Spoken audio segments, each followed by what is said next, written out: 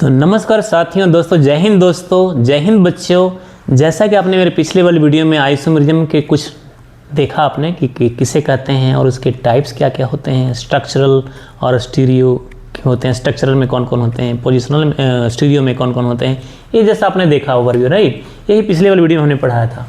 आज हम लोग क्या पढ़ने वाले हैं, आज हम लोग जानने वाले हैं कि ये जो स्ट्रक्चरल आइसोमरिज्म है और ये स्टीरियो का पार्ट है ना। जैसे पोजिशनल चैन, रिंग चैन, फंक्शनल, मेटामरिज्म, टोटोमरिज्म, ये स्ट्रक्चरल ही आइसोमरिज्म क्यों? बहुत डीप है भाई, ये कहीं कहीं लिखा भी नहीं मिलता। स्टीरियो आइसोमर कितने होते हैं, तो ये सब सीस ट्रांस ईजेड, तो ये कन्फर्मेशन में है, ये सब स्टीरियो में आ रहे हैं। तो ऐसा क्यों, इनसे किसमें क्या अंतर है? अगर सपोज करिए कि आइसोमर में क्या है, प्लेयर है, राइट। जैसे इंडियन खिलाड़ी है और पाकिस्तानी खिलाड़ी है, तो इंडियन भी खिलाड़ी है या पाकिस्तानी भी खिलाड़ी है, दोनों के दोनों प्लेयर ही है। तो दोनों में अंतर क्या है? दोनों में अंतर क्या है कि ये इंडिया की भूमि से है और वो पाकिस्तान की भूमि से है कि नहीं। तो अब इंडिया में भी ये जो अलग अलग शहरों से हैं, अलग अलग स्टेट से हैं, यहाँ भी इसके अलग अलग स्टेट से हैं, अलग अलग शहरों से हैं।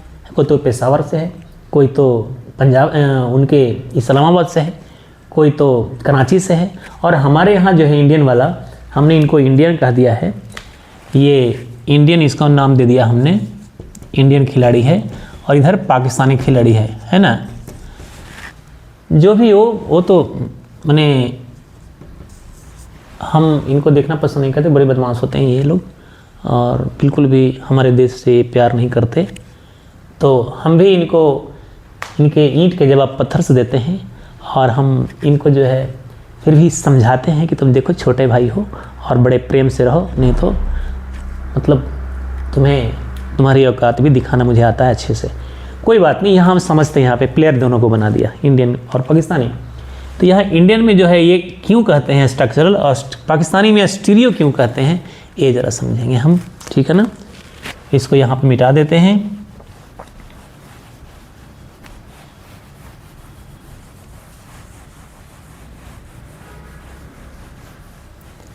स्ट्रक्चरल वर्सेस स्टीरियो लिखा है और इंडिया और पाकिस्तान लिखा है हमने, और यहाँ कर दिया है प्लेयर। दोनों खिलाड़ी क्या है, खिलाड़ी है।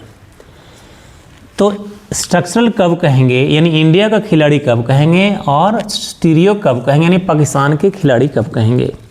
तो पहले देखते हैं अपने देश वाला, इंडिया वाला, ठीक है ना। स्ट्रक्चरल आइसोमरिज्म तब होता है जब किसी का पोजीशन ग्रुप का या आइटम का बदल जाए।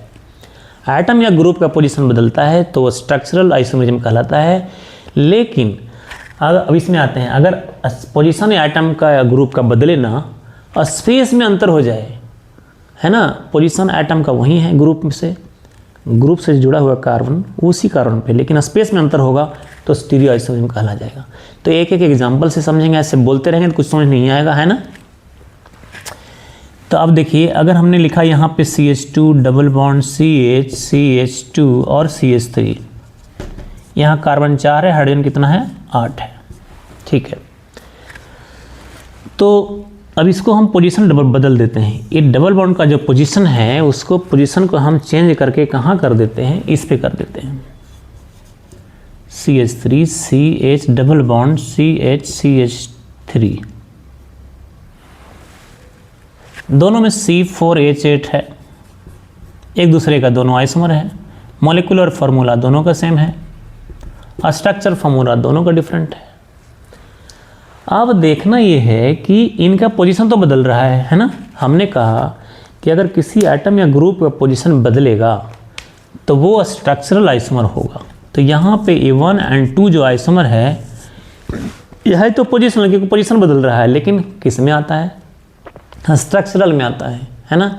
अब वो बाद में देखेंगे कि इंडिया में कौन से सिटी से आते हैं या कौन से स्टेट से आते हैं, वो बाद की बात है। अभी हमको केवल जानना है कि स्ट्रक्चरल आइसोमर किसे कहते हैं, स्टीरियो किसे कहते हैं। अब चलिए चलते हैं, पाकिस्तान वाला खिलाड़ी की बात करते हैं। ये तो समझ गए, पोजीशन बदलेगा आइटम या ग्रुप का तो क्या कहेंगे, स्ट्रक्चरल कहेंगे। तो 1 और 2 आर यहाँ पे 1 और 2 आर है स्ट्रक्चरल, और स्ट्रक्चरल में भी क्या है, पोजिशनल है, पोजिशनल।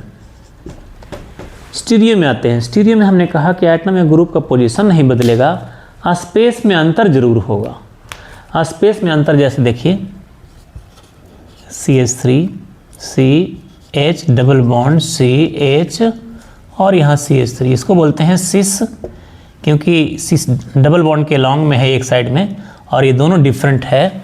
अगर ये A है ये B है और ये बीच में डबल बॉन्ड है तो इसको सिस कहेंगे, क्योंकि सिमिलर एटम है और ये दोनों डिफरेंट होने चाहिए, ये दोनों डिफरेंट होने चाहिए। ऐसा आगे पढ़ेंगे, बाद में देखेंगे इसको अच्छी तरीके से।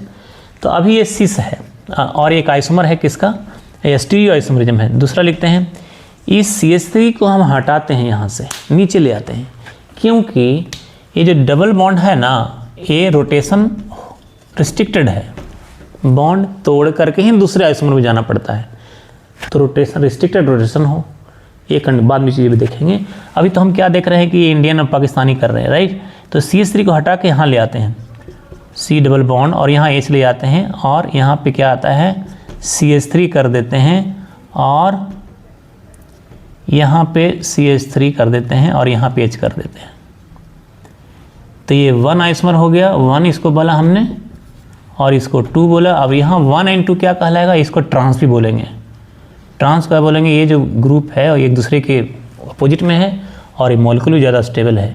और एक यह है सिस है, क्योंकि बड़े ग्रुप जो हैं एक साथ में है तो इसको सिस कहते हैं। लेकिन ये कैसा आइसोमर हो गया, तो स्टीरियो है। क्यों, पोजीशन इस कार्बन का नहीं बदला, इस कार्बन से CH3 का पोजीशन नहीं बदला है। देखिए ना यहीं पे तो है, इसी कार्बन पे तो है ना CH3, है ना, इसी जुड़ा हुआ है कि नहीं। तो CH3 का पोजीशन नहीं बदला है, स्पेस में अंतर जरूर हुआ है। तो अगर एटम या ग्रुप का पोजीशन ना बदले, स्पेशियल रीअरेंजमेंट में अंतर हो जाए तो उसे हम कहते हैं स्टीरियो आइसोमरिज्म। तो बाद में देखेंगे कि स्टीरियो आइसोमरिज्म है ये, उसमें वो क्या है, कॉन्फ़िगरेशनल है कि कॉन्फॉर्मेशन है, वो बाद की बात है कि नहीं। अभी हम लोग एक कॉन्सेप्ट क्लियर कर रहे हैं कि ये स्ट्रक्चरल आइसोमरिज्म है कि स्टीरियो। एक एग्जांपल और देखते हैं,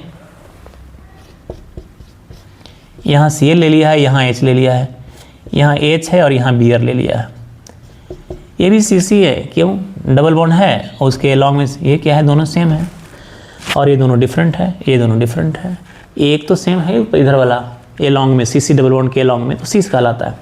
अब चलिए दूसरा आइसोमर इसको लिखते हैं, इसी का दूसरा आइसोमर लिखे तो Cl को ऊपर कर देते हैं, H को नीचे ले आते हैं। अब Br अपने जगह पे बना हुआ है, इधर H है।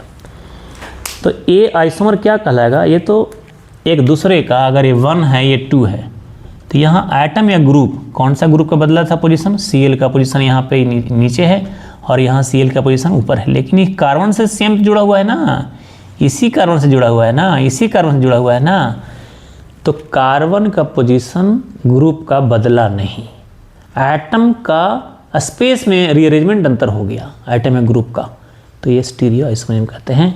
यानी इंडिया वाला में क्या हो गया, पोजीशन एटम या ग्रुप का बदलता है, डबल बॉन्ड का पोजीशन यहाँ 1 से लेके कहाँ पे चलाया है, 2 पे चलाया है। लेकिन इस पाकिस्तानी वाली खिलाड़ी में एटम या ग्रुप का पोजीशन बदला नहीं, स्पेस में अंतर हो गया। तो मैं समझता हूँ ये बहुत अच्छे तरीके से आपको समझ में आ गया होगा। अगर आपको समझ में आ गया है तो शेयर और लाइक का बटन भूले नहीं।